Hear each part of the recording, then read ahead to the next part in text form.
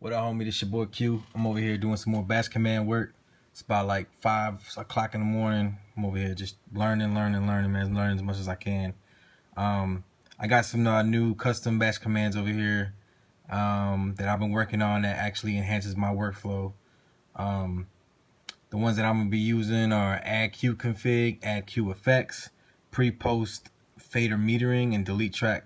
That's what I have so far, and I pretty much made this an empty ass box, and I'm only bringing in shit one by one, and stuff that only makes sense for me. I'm also only going to be using this floating dock, and I disabled the one in Pro Tools, so I never see that one there. I only see the one on the screen, which works perfectly fine for me because I don't lose any real estate on the Pro Tools screen. So yeah. So starting with add Q effects, man. Excuse me, bro. It's 5 o'clock in the morning. All right. So whenever a client sends me some tracks, I edit it, and once I'm done editing it with no effects, I'm just, like I said, just cleaning it up, cleaning the tails and everything like that. Just kind of get everything cleaned up. And whenever it's ready for mixing, I add Q config, and the way that works is just like this. So let me zoom out so you can kind of see both screens. All right, and there we go.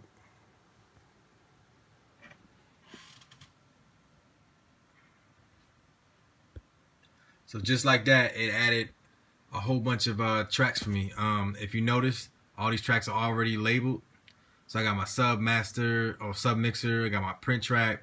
I got a whole bunch of pre-designated auxes, and everything's already routed up here too.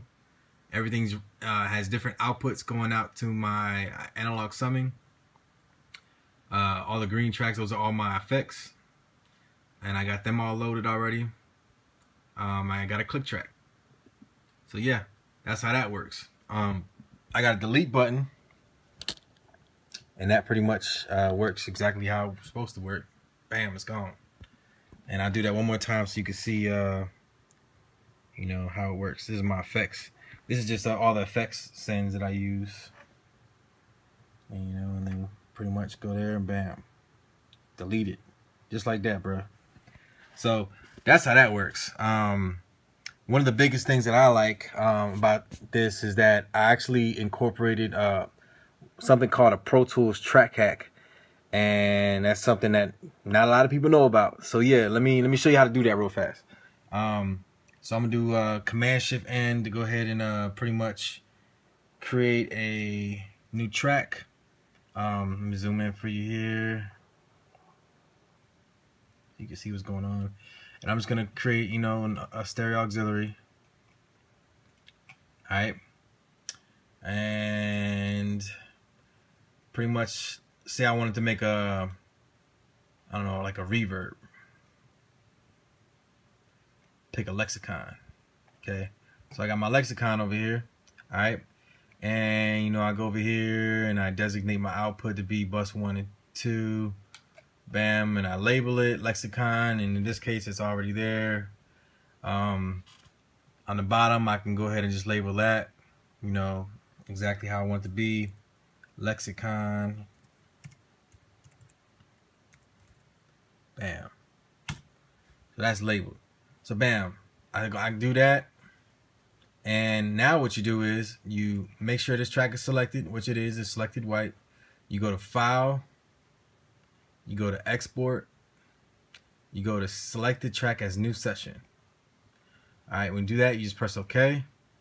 And then what you're going to do is you're going to navigate to Applications, then go to Avid, then go to Pro Tools. And then you're going to have to make a brand new folder called Track Presets. Remember I said this is a track hack, so you're going to have to add some things. It's really, really easy though. So create this folder called Track Presets, and as you can see, I already got my own stuff floating in here. And I'm going to put this in Effects, and honestly, I already have it in here.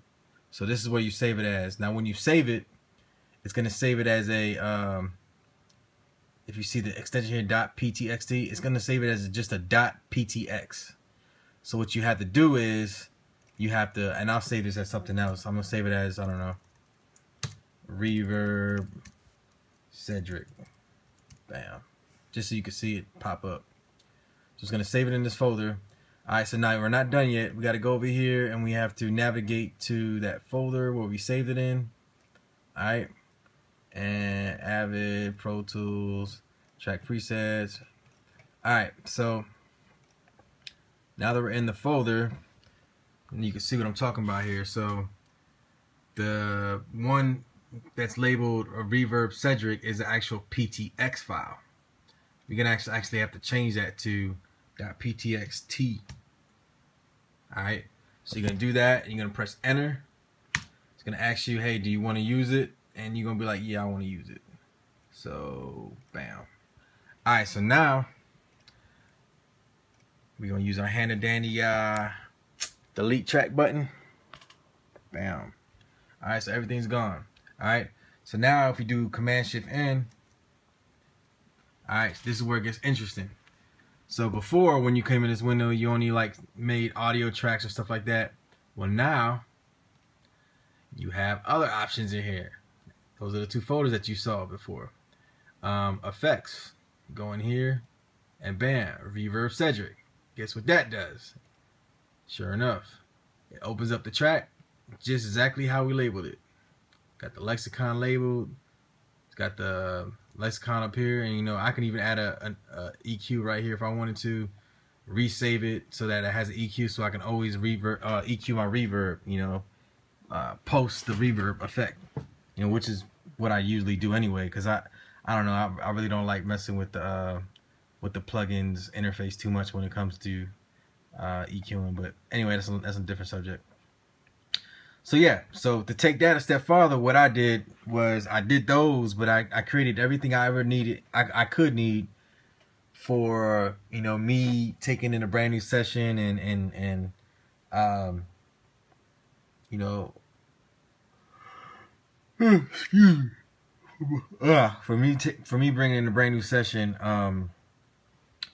and after I edit that session, you know, what would I possibly need to use, you know, pre-made that takes me, you know, a long time and kind of gives me that vibe that, you know, I got to do this technical, I got to make these tracks. Nah, I'm gonna get to work is what I want to do, and that's what I did. So you can take it, you know, as far as, you know, making this track hack, but making it a button.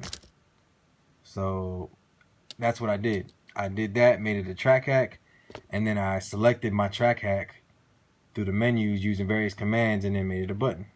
And that's how I did add qconfig. Pretty dope, right? Yeah, man. And sorry for all the yawns, man. I'm tired. Holla.